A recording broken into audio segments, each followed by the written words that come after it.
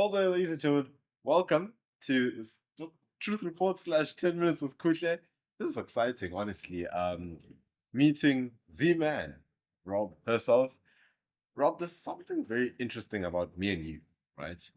And it's how I don't think many people would expect us to be in the field of podcasting, where it actually involves truth telling, because we've both lost a lot of friends through podcasting. We sure have. And but tell me, what makes a guy like yourself land up here in podcasting where you've created many enemies that used to be friends? Because there's a fantastic poem called The Man in the Glass. And I wish I could quote it. I mean, I could read it. But The Man in the Glass is really about you can fool everyone in life, but you cannot fool the man in the glass, the mirror. When you're looking in the mirror, that's the only person that you actually can't fool.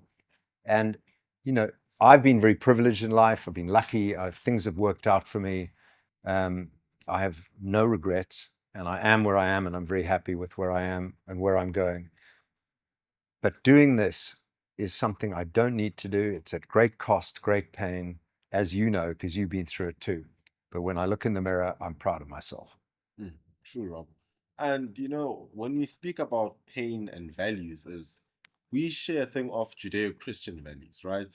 And I do believe the majority of the country is pro-Judeo-Christian, even though we've got certain elements that tend to tilt many people away from our original values, into other cultures. And I don't want to be a cultural basher or hater, but to mention them, we've got this new surge of Islamists taking over the world. I mean, so in England, where they said now the name is it Muhammad is possibly going to become more popular than the name Noah, which was the most popular name in England. Surprising. Now, bring that to South Africa. What do you make of Iran's relationship with the ANC, as well as our relationship with Western countries? That how do we navigate ANC's relationship with Iran? I don't want to call it South Africa's relationship. We need to call it ANC's relationship with Iran, and then everyone else trying to become friends and keeping our relationship with Western allies. So I think if you took a absolute referendum of every single South African, the vast majority, into 90%, would be Judeo-Christian, pro-West. So it's the ANC government that is trying to tilt this country towards BRICS and against the West, trying to instill this nasty anti-Semitism or radical Islamist influence. And it's a tiny minority, but it's because Cyril, Naledi Pandor, and some of the leaders of the ANC have been bribed by Iran. They're prostitutes. They're taking money from Iran, and they've ended up being one of Iran's proxies: Hamas, Hezbollah, Houthis, ANC.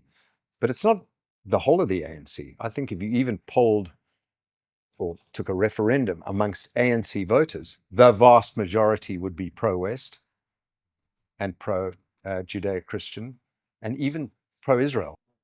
True, and I think it goes back to there are many people in South Africa that come across as messiahs or saviors who are actually quite the opposite. Quite the opposite. And one, I think you and I are grown as Naledi Pandor.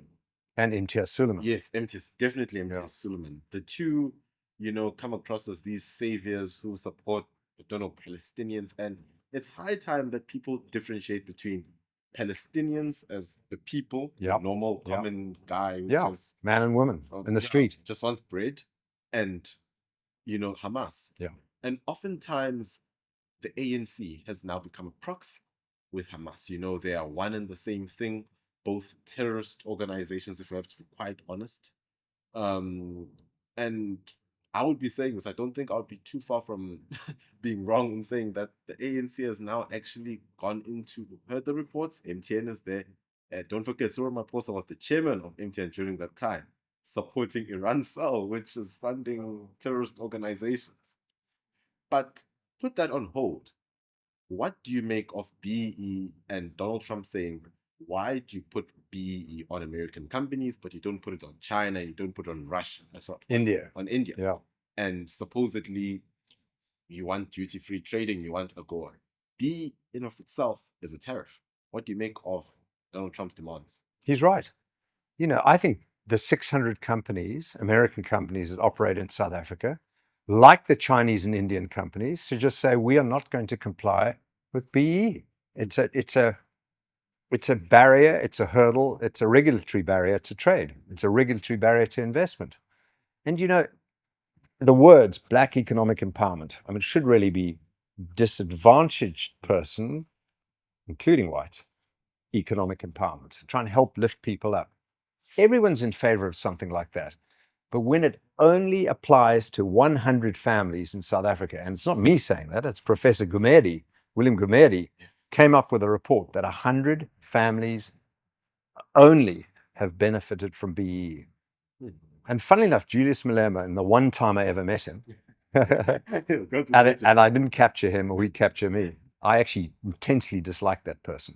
He said one thing, the one thing that I actually agree with him is way back in 2015 when I met him one time, he said BEE is a farce. Why continue to give chunks of companies to Patrice Motsepe, Moss and Goashang and all the other pigs at the BEE trough, when you should give that equity to the employees in your company and empower them? I think he's right. That would have been a way fairer, way better way to do it. But BEE has been a major drain, a major destroyer of our economy, and it needs to end. True. And people often tell me, Kuhle, you should go into the townships and educate people. And I mentioned it in a show that I actually did a few days ago, where I said, I actually do, funny enough, to try and educate people. And many times people question me about BEE, actually, saying that, but no, BEE works for me and all sorts. And, the simple thing to say, and I'll say this as a black person, is... You black? I'm South African before being black. There we go, baby. We're colorful. Exactly. Yeah. Now, only colors we identify, not those woke colors. Yeah, no, not those. They get a whole month. Why don't we get a month? Exactly. Nonetheless, get that, I said, guys, it's a Wednesday morning. Why aren't you guys at work? Good question. And he looked at me straight in the eye. Yeah. And I said, BEE. BEE has resulted in the loss of 4 million jobs, in which majority have been black people. Yeah. Take it to the NYDA. The ANC loves creating these useless parallel, SOEs and all these agencies that achieve nothing. I mean, we've got a bloated government. You and I agree on 32 cabinet ministers. 77 highest in the world. Total. I mean, you also have got this crazy argument of you've got PRASA and then you've got Transnet. Okay, I know one deals with cargo, one deals with, but it could just be one state entity, And you've got the NYDA. Ever since its inception, there's just been more youth unemployment, a lack of young businesses coming up. Now, you had a interesting speech. You correct me, but I think it was a business at one of the previous business conferences where you spoke of, or you told people, or delegates, they said, your children need to go into STEM. Yes. And you and I have got a huge agreement there, because I've also gotten a bit of backlash on that. Where you had a STEM. You've studied STEM subjects, yeah. IT, professional. Exactly. Actually. But tell me, could you elaborate on that? I think this would be a perfect platform to elaborate on that. What were you actually going to? Tell me, how is it productive for the South African economy to have somebody who knows about gender studies, photography, journalism, political science? These are not real topics and not real businesses. They are hobbies. The only things that really matter: plumbers, electricians, doctors, nurses, teachers, engineers, scientists, business people, the highest of all business people, computer scientists. And these are real careers, real businesses, real jobs. And we've got to get more people getting interested in them and graduating in these topics. And it doesn't have to be a degree. Becoming a plumber, becoming a builder, becoming an electrician, very valuable. And it's highly unlikely that plumbers, electricians, and builders are going to be replaced by AI. True. Or salespeople. When you speak of plumbers and builders and all sorts, did a live yesterday where I said the funny thing is the American economy tends to glorify the plumber and the builder. People don't realize it because the plumber has got a nice double-story house in the United Correct. States. They've got 2 cars. Correct. The American dream is possible as a plumber. 100%. But in South Africa, it isn't quite there. And that is because our economy was not designed for such. Well, the ANC's economy, should we say. Now, going into, still keeping to this topic, was Velinkosi Tlabisa sort of came out and agreed with what you also said. He said varsities should start phasing out useless or redundant qualifications. Good for him. And I think it goes to Nesfas. Now, you and I hate freebies. You know, you are a minimalist. I wouldn't call myself that. No, what? I wouldn't call myself that, but we both hate freebies. Yeah. We don't believe in free things. Nesfas, or the government in general, has created a thing, and I think that amongst future South Africans, where young, and I'll be honest, young black people just expect free. Whatever it is, give it to me. I don't care how it comes, but I want it. You know, what do you think about this culture that's been created by the government of freebies? That, oh, free varsity. There's no, America, there's always the stress about varsity loans. Yeah, it's just free. If we don't get our money, we burn down the place. So the word is entitlement. You know, people have not been trained, have not been given the hunger, the drive to get up in the morning, work, study, and build something of value. They're saying, well, RDP house, that's free. BE, that's free. And it's not entirely their fault, because it seems like, if you stand in line or protest and demand, you're going to get stuff for free. And unfortunately, it doesn't work like that. Things fall apart. What do you think of, he spoke of RDPs, and I had an interesting discussion with Moletsi Mbeki. He says, or said to me, but I want to know. I like Moletsi. Yeah. This is an interesting question. Your opinion on this. He said, we need to stop building RDPs. He says we need to start building sort of rental units, big flats. He says if you take China, the property market value is much higher in terms of compared to the GDP than South Africa's is, and all sorts. And that's because RDPs are practically useless. They don't have any value. It's just a 2-bedroom house with no value, right? So what do you think? Do you think what Moletsi Mbeki's model of let's get valuable buildings to put people into is the way to go? I think at this point we're so far behind in the cycle. We've got to fix other stuff first. And it must be incredibly debilitating for people to be living in a shack. When it rains and the wind, and when you have the Cape storms, I think of the people who are, in a tin shack. I mean, how do they survive? So I think we're not even at that point. We've got to fix the economy. We've got to get economic growth. We've got to get people off the social grant by getting jobs. So we've got to leave the social grant in place, but grow the economy to allow people to say, I don't need the social grant anymore. I want to get a job, get dignity, and get that. We've got to get the economic engine turning. And the ANC is just turning it backwards. We have our fixed investment is 15%. An average emerging market should 15% of GDP. Average emerging market should be at 25%. We are de-industrializing. We're going backwards. Which economy in the world is actually going backwards? This one. I mean, it's inconceivable. So on housing, I don't have a solution there, but I mean, firstly, we need to close our borders. Right. True. Because how many illegal foreigners in this country? 9 million? 9 million. And they've taken jobs.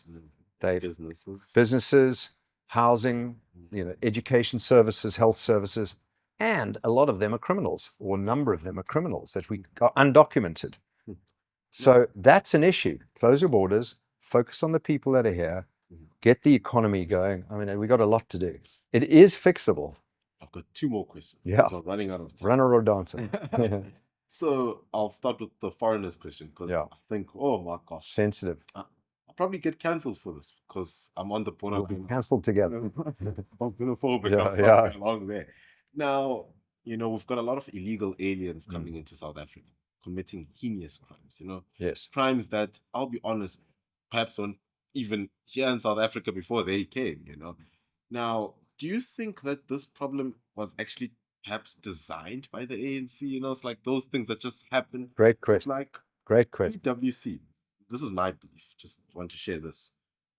I believe buildings were hijacked, purposely hijacked, right? From the owners that used to have them. Mhm.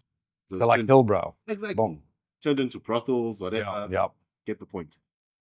And then the ANC comes back and says, oh, fuck, this business is unconducive for human consumption. People can't live here. We need to expropriate. Mm.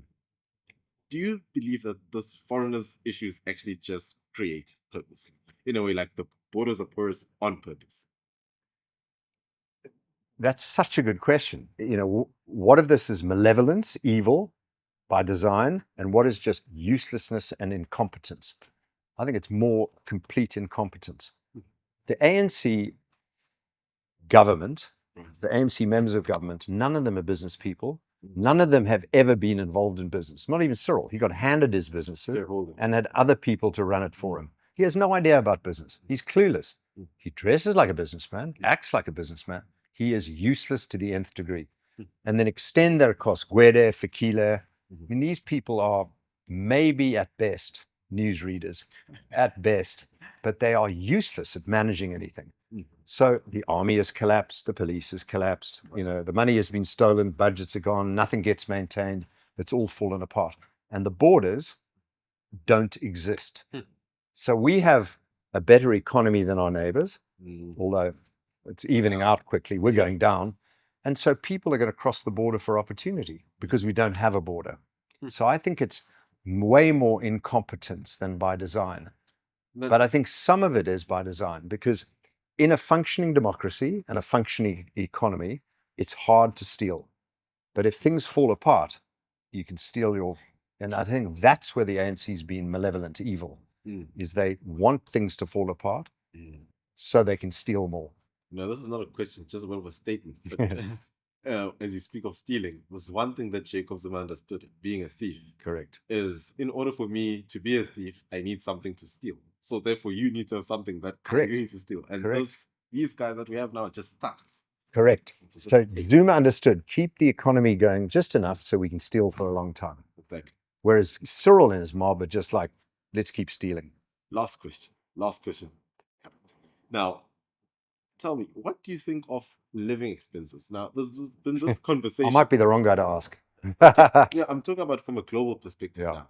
So there's this interesting conversation where someone said to me, Kuhle, the South African living standards are too cheap. They are. He says, for example, he says a senior director or an executive elsewhere, Singapore as an example, would only have a penthouse. Here you've got a fucking mansion or something. Okay. If you have money, you live like kings in this country. Now, obviously, we have incredible amount of poverty and inequality. I get it. That can be fixed by economic growth. But if you're a foreigner in this country, maybe that's the right example. If you're an American, Englishman, German, Korean in South Africa, you live 10 times better here on the same amount of money or 20 times better than in the, you know, before I moved back to South Africa, we did a budget. We lived in London. So we had our London budget. Then we looked at the budget in Dubai, budget in Johannesburg, budget in Cape Town. It's 20% cheaper, 20% to live in Cape Town than London. 5 times cheaper to live in Cape Town than in London. And 10 times better quality of life. So you come here and, you know, for the average, I'm just using an example of as a foreigner moving to Cape Town, lives in a 5 times bigger house, has staff, you know, has all the best restaurants, and it's people come here on holiday to Cape Town for the first time, and they go to dinner first 2 or 3 nights. They just want to pay for everyone's dinner. They can't believe it's like £20 to feed 8 people. You know, they can't believe it. So part of the reason is a negative one is that the rand is so weak that hard currency goes a long way here. But for South Africans earning rand, it's not that cheap, but you do live better. Rob, thank you so much for accepting or agreeing. I wanted to be 10 minutes with Kuhle, and now I am. I love it. Thank you. Thanks so much for the work you're doing. We love you. Thank you so much, Rob.